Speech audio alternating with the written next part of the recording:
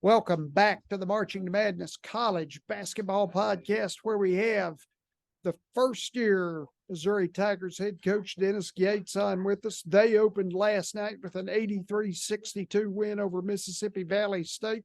The Tigers have gone to 5-0, and Coach Gates, now you may remember, he turned the Cleveland State Vikings around in his third season there at Cleveland State as he netted 20 wins. Coach Gates, welcome back. Hey, thanks for having me. Definitely excited to spend some time with you again. Sure. Thank you very much. Demoy Hodge and Isaiah Mobley, they had 18 points apiece last night. Demoy's your leading scorer at around 17 a game as he makes also around 3 triples per game. Talk a little bit about both players and then how they're kind of fitting as, a key part here early in your attack. Well, I think both players are guys that can be prolific scorers in their own little way. Demoy Hodge doesn't need a high time of possession. Isaiah Mosley can do it off the bounce and off the dribble, but also create for his teammates. What I'm just seeing now is more consistent is from Demoy because of his catch and shooting or even the spacing he allows us to have. Some teams are going to key in on Isaiah Mosley. It'll be based off gaps. But more importantly, those guys are able to play with each other and alongside of each other because of the strengths and weaknesses that they share. Got another really good player there in Noah Carter. He's your second leading scorer. He transferred over from Northern Iowa, and he's 6'6", 245. Absolutely. Noah Carter is definitely a versatile player. What I've challenged him to do is rebound a little bit more, but he's a guy that half of his total rebounds are from the offensive glass. Defensive rebounding wise, I think he can give us a little bit more, but he's rebounding at 5 rebounds per game. But also the biggest thing that I see is his versatility to be able to stretch a defense and not allow guys to key in on our wing scorers like Demoy Hodge and Isaiah Mosley, but also Kobe Brown. They can't collapse on him. So that I think that is very important when we look at the big picture of guys being able to play together and space it out. Yeah, and it sounds like they have a lot of versatility as a team, Absolutely. in perfecting what you're trying to do. Absolutely. I think they complement each other well. We run a system where we try to obviously give the instincts and freedom of our players in their natural situational advantages. And I think our guys are getting to know each other. We're getting better, and we can only continue to get better game by game. And I think what you'll see is our defense igniting some of our offense. We're able to make free throws. We're able to shoot over 30% from the 3. We're able to have a positive assist to turnover ratio where we've seen our guys over 20 assists in our first 5 games with a positive assist to turnover ratio. I believe it's at 1.8 or 1.9 ratio. And I think those things stand out. We've been able to do a great job in getting in passing lanes and anticipating. We just have to do a better job at rebounding on the defensive end, and I think we'll be able to do that. Sure. Now, you mentioned Kobe Brown, and he's 6'8", 250, so he and Carter are going to be able to feed off each other's size and skills. How are they able to do that, though, inside of your offense? Well, because they play inside and out. They play around the three-point line. They have the ability to rebound the basketball and push and ignite a break. They have the ability to catch and shoot. They have the ability to get pinch post catches. They do ball screen, pick and pop. They also post up. I think their scoring cluster will be on the entire court, not just isolated in one area. The other thing is they're 2 completely different players, right? I think ultimately what we can see is going to a bigger lineup sometimes smaller lineup, sometimes playing one of those guys with our other 4 guards or not. I just think ultimately these guys are doing a good job, and I'm also impressed with Aiden Shaw and what he's been able to do as a freshman who was getting close to, I would say, 15, 16 minutes a game with his production. Yeah, talk a little bit about Aiden's production as it's gone forward now. You know, as a freshman, I mean, there's usually a pretty big learning curve there. Well, it is, but I'm Mhm. impressed with what he's been able to do. He's shooting 80% from the free throw line. I think his rebounds per minute should increase. Right now, he's probably at 1 rebound every 5 minutes. I would Mhm. like to see that go to 1 rebound every 3 minutes with his athleticism and his anticipation. The other part of it is his ability to stretch the floor on catch and shoots, which he's done a great job at, but also his patience because there's different things he's learning along the way, and that's playing with a different pace outside of high school, but also picking and choosing his areas of improvement. Now you got Nick Honor came over Yeah, from Clemson as a transfer. He's yeah, shooting 43.5% from the 3-point line. Another versatile player that can stretch defenses. absolutely. The one thing that I'm impressed with is he has a 1 to 5 assist to turnover ratio. For every assist, every 5 assists, there's a turnover, and I Mhm. think that stat stands out a lot. In addition to the shooting, now he gives us another threat behind the arc, which I know is a vast improvement on our roster is needed, but his experience is definitely well documented as it relates to his NCAA experience, his ability to play at Duke, North Carolina, Louisville, Syracuse, and that ACC track. He played for a great coach in Brad Brownell, who is well organized on both sides of the basketball. You take those things into account when you also recruit a kid from the portal, and he's a great addition to us, and he's also a captain. You've got great additions from the portal, Yeah, a massive group of them. And absolutely. I noticed DeAndre Golston, who came Yeah, over from Milwaukee, University of yeah, Milwaukee. He, absolutely. yeah, he was their leading shooter. He shot 54% from two. Yep, So yep. how do you work with him in finding his shots? Well, he's getting better at, he's a high volume guy and he's been that way in the past. So we have to get his PER player efficiency rating up. And that's where we've been working with him the most, picking and choosing those little segments where he can be aggressive, but also now on the other side of the basketball, what is he giving us? Is he giving us the defense that we need? He has to increase his rebound, in which he's doing. He's not a 20% 3-point shooter. He'll get better at that. But he's a guy that gives us a threat, someone that has to always be defended on that court.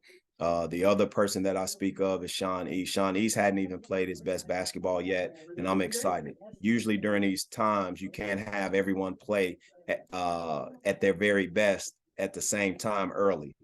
You'll Mhm. see guys peak at their own rate as the season goes.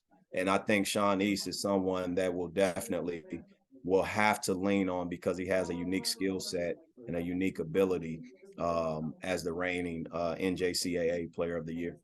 Sure. Now I wanted to put your numbers out here. Your guys are averaging 91.8 per game. That's 10th in the country. You're shooting 51.7% from the floor. That's 20th in the country. So your your offensive philosophy as you become a coach. Now you were with Leonard Hamilton, I think, at FSU, correct? Yeah, Yeah. absolutely. I was there for So, 10 years. I'm different than coach.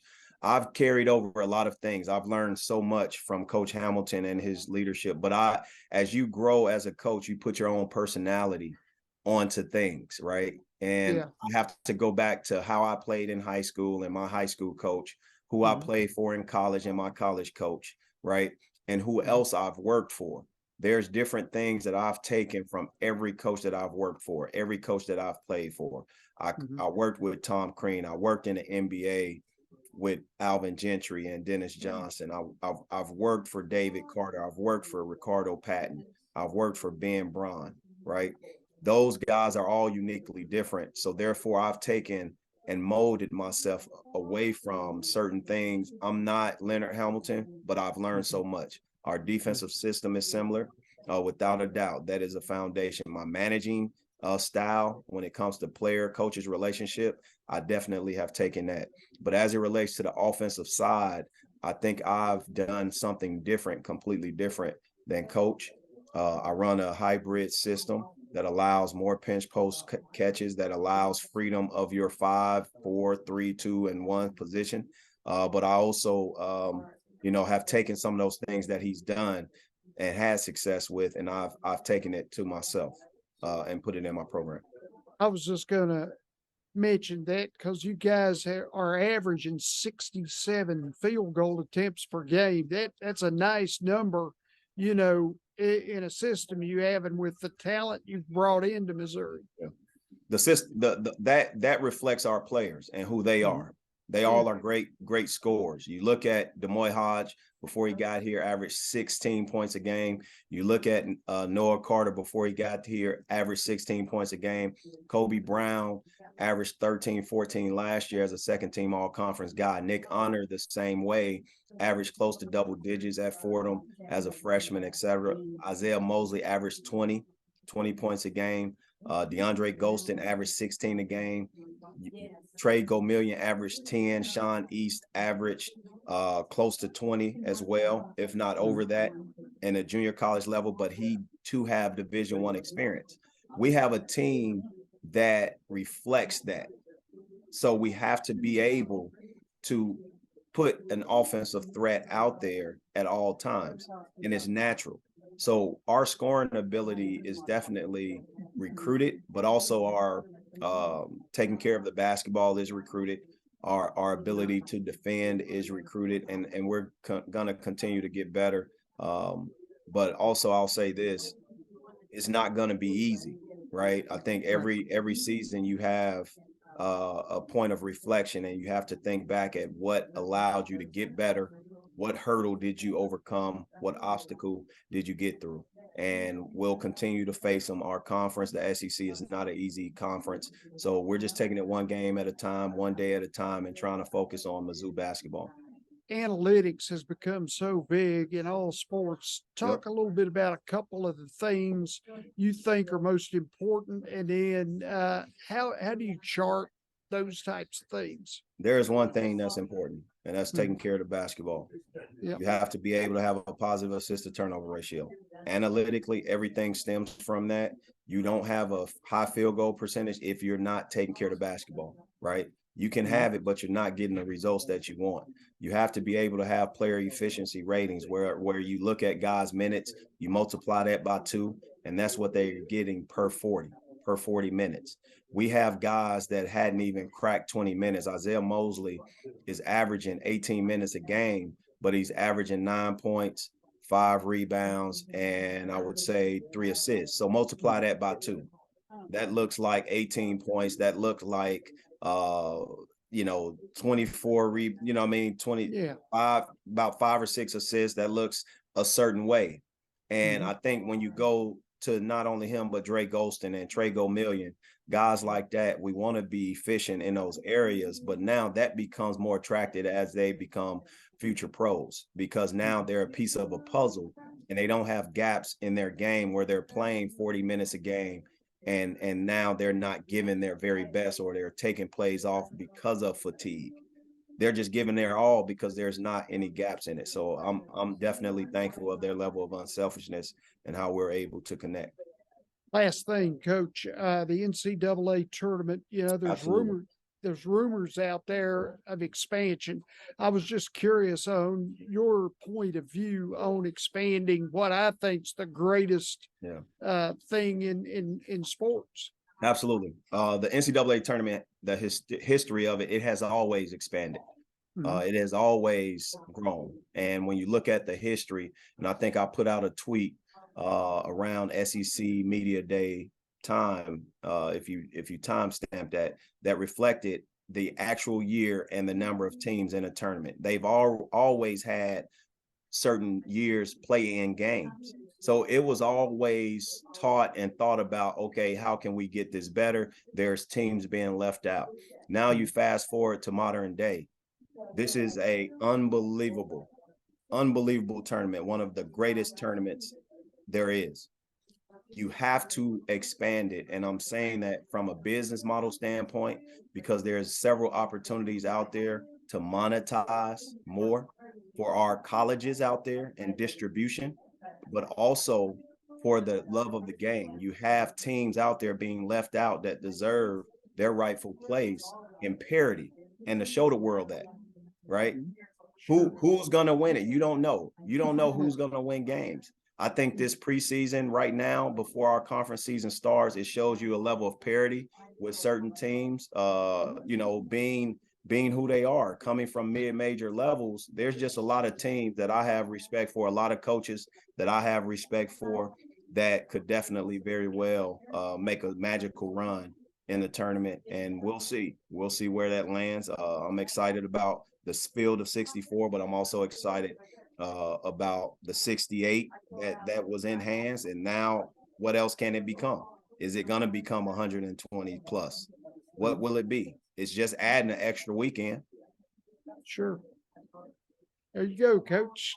Coach Dennis Gates, we're excited about seeing his Missouri Tigers rock here this season. Coach, it's been a pleasure.